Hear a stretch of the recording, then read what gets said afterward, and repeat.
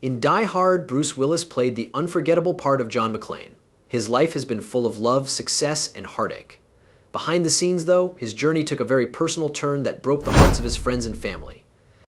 Bruce's story is one of power and determination, from how he became famous in Hollywood to the odd problems he had in his last years. We need to know about the events that made Bruce's life so amazing before we talk about how sad it is that his wife has to say goodbye. The little town of Idar Oberstein in West Germany is where Bruce Willis was born on March 19, 1955. He didn't have a Hollywood start at all. He had an American Army father named David, who was stationed abroad, and a German mother named Marlene.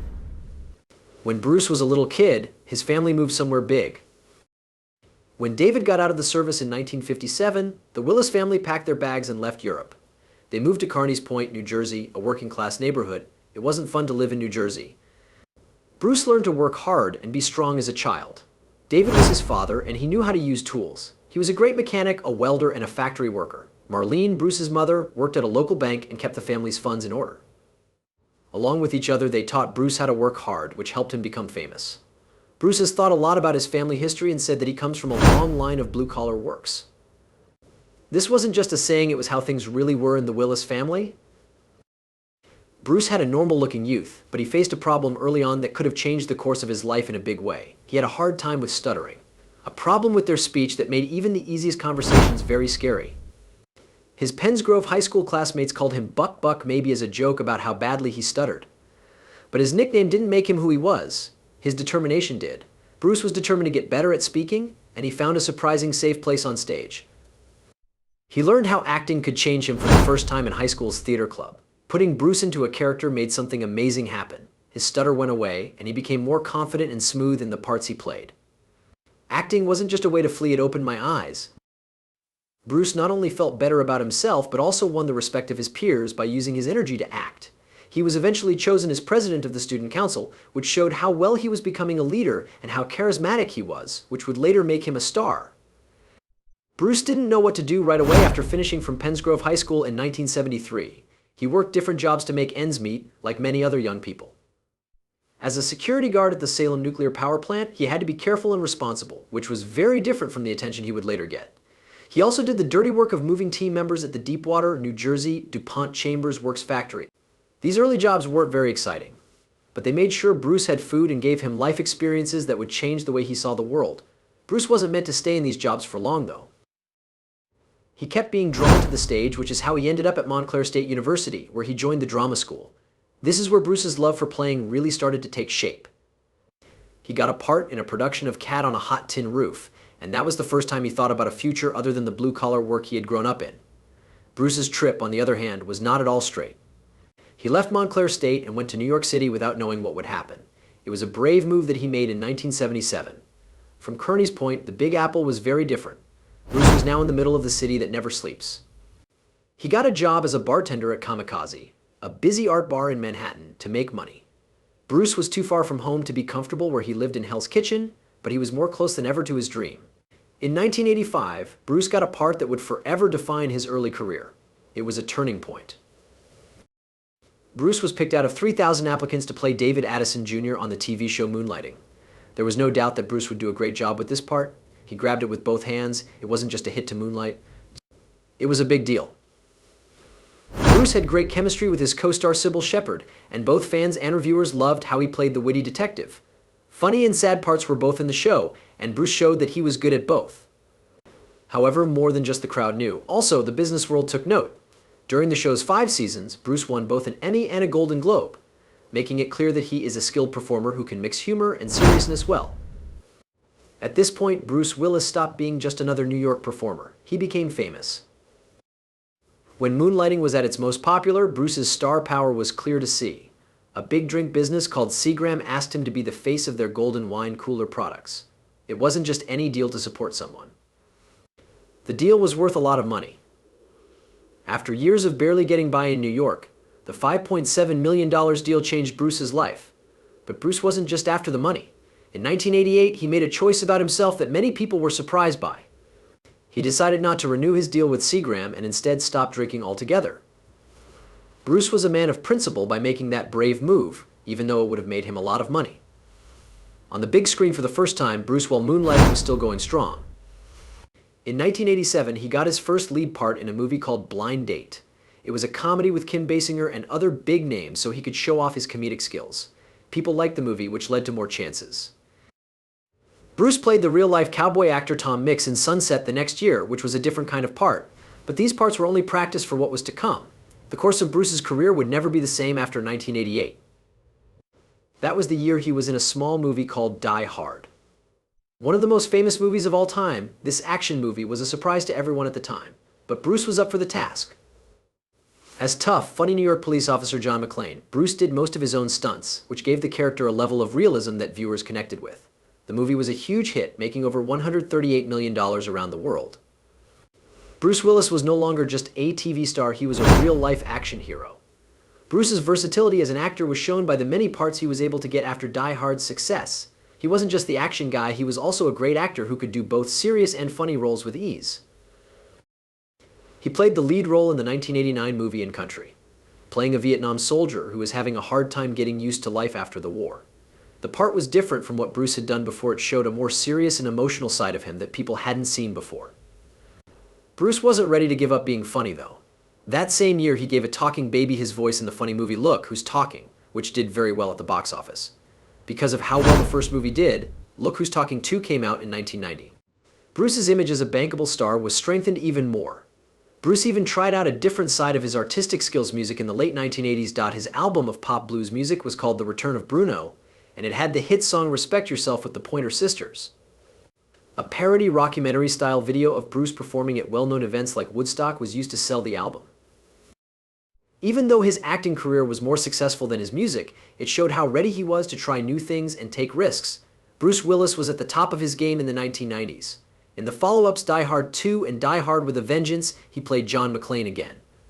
Both movies were huge hits, making over $700 million worldwide. Bruce became one of Hollywood's biggest action stars with these movies, and he would stay that way for years to come. But they didn't always have success. Things went wrong for Bruce in the early 1990s. Bruce was having a rough patch because movies like The Bonfire of the Vanities and Hudson Hawk didn't do well at the box office. But he didn't give up, even when things went wrong. He got back on track with movies like The Last Boy Scout and Striking Distance, which showed that he was still a major force. After that, 1994 came along with a part that showed everyone how talented Bruce really was. Pulp Fiction by Quentin Tarantino changed the game, and Bruce's performance as fighter Butch Coolidge stood out. Bruce wasn't just an action star, as shown by the movie's success, which boosted his career. He was a flexible actor who could play complicated parts in movies that got good reviews. Bruce kept switching between different jobs for the rest of the 1990s. From the sci-fi adventure The Fifth Element to the psychological movie The Sixth Sense, in which he gave one of his best performances. The movie did well at the box office and with critics, adding to Bruce's already strong career. When the 2000s came around, Bruce Willis had become one of Hollywood's most recognized stars. He wasn't just the guy from Moonlighting or Die Hard. He was a versatile actor who had made it through the good times and bad in the business. Bruce's story wasn't over yet, though. There were still problems to solve, roles to take on, and a reputation to build on. Bruce Willis's career was hitting new heights at the same time that his personal life was quietly changing in a way that would shape his later years.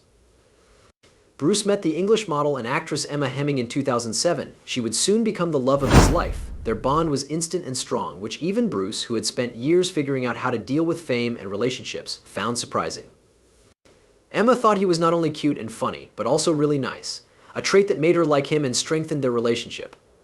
Bruce and Emma got married in 2009 in a beautiful wedding on the Turks and Caicos Islands with close family and friends present. It wasn't just a wedding, though. In honor of Bruce's fresh start, it was a party. He was married to Demi Moore before, but they split up in 2000. They had 3 children together, Rumer, Scout, and Tallulah. Demi and Bruce had a great friendship even after their relationship ended because they put their kids first. This dedication to family set the stage for what would become a truly amazing mixed family. Emma welcomed this large family with open arms from the start. She became close with Demi and her girls very quickly, making an atmosphere of peace that wasn't common in Hollywood. People saw the Willis family as an example of what a modern mixed family could be like. Bruce once called them a tribe. They always put love and family at the center of everything they did, even when things went badly. Bruce and Emma had their first child, a girl named Mabel Ray, in 2012. Evelyn Penn, their second daughter, was born after 2 years. The new members of the family brought happiness and made the bond between Bruce and Emma stronger. Bruce loved his girls very much and could often be seen playing with them, his face beaming with pride and joy. Before, he was known for playing tough guys. Now he was a loving dad and husband who put his family ahead of everything else. But as the years went by, Bruce had to deal with more emotional and deep problems. Bruce's roles began to change in the last few years of his work. He started to be in a number of low-budget independent movies, mostly with Emmett, Furlow, and Oasis as production companies. These movies, which were often released straight to video, were nothing like Bruce's big hits that made him famous. Bruce kept working anyway and made a lot of money for only a few days of work. But there were hints that something wasn't quite right going on behind the scenes. People who worked with Bruce at this time saw that he had changed. He looked like he was lost a lot of the time because he had trouble remembering his lines and needed to be fed lines through an earpiece. People who know or work with Bruce Willis knew something was wrong because he didn't look like himself. Bruce kept going even though things were hard. Finished 11 movies before his family made a very sad news in March 2022. When Bruce's family told everyone that he had been diagnosed with aphasia, a condition that makes it hard to speak, everyone was shocked. Because of this finding, Bruce could no longer work as an actor because of the problems he was having on set. This was a terrible blow for someone who had spent decades being in front of the camera. Bruce faced this new task with the help of his family, as he always does. Bruce's wife Emma was by his side the whole time, as she always is. She told everyone about it and asked for kindness and understanding as they started a new part of their lives. The family statement showed how united they were, with Emma, Demi, and Bruce's girls all standing together to support the man they loved. Things didn't stop being hard, though. Bruce's health got worse less than a year after he retired. The family shared another update in February 2023, this time saying that Bruce had been identified with frontotemporal dementia (FTD), a terrible disease that makes it hard for the brain to work. This explanation helped everyone understand, but it also caused more sadness in the family. FTD is a terrible disease that can't be cured and doesn't have many treatment choices. For Bruce, it meant that he was losing the ability to talk and explain himself. Even though Emma and her family were very upset about the news, they continued to support her.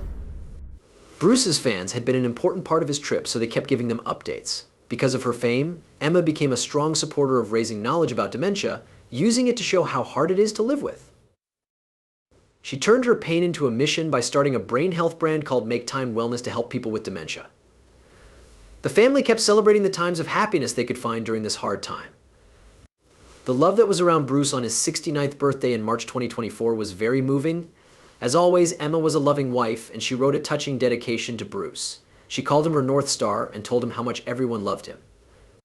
There was a lot of sadness in the party because of Bruce's illness and the strong bond that everyone had with each other. Bruce's health kept getting worse, which made Emma's job as his nurse even more important. She worked with experts in memory to make sure Bruce got the best care possible, always putting his well-being first. With help, the action star who used to be full of life was taking on the hardest part of his life. His family. His people were always with him. That's when everyone didn't want to face it. Bruce's health was getting worse to the point where he didn't have much time left. Emma started getting ready for what was going to happen with her normal grace and strength. She let everyone know how sad and angry she was, but she also vowed to make Bruce's last days as quiet and full of love as possible. It was a quiet morning, and Bruce Willis was with the people who loved him the most. His journey was almost over. Emma held his hand and whispered words of love and thanks. She knew she would have to say goodbye soon. There was a lot of sadness and love at that moment. Their love had been with them through good times and bad, sickness and health. There was peace as Bruce's family crowded around him. They did everything they could to make sure he had a happy and loving life.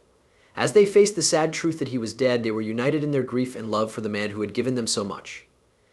People may remember Bruce Willis as an action star who was in some of the biggest movies ever, but to his family, he was much more than that. He loved his wife and children very much and dealt with life's problems with courage and style.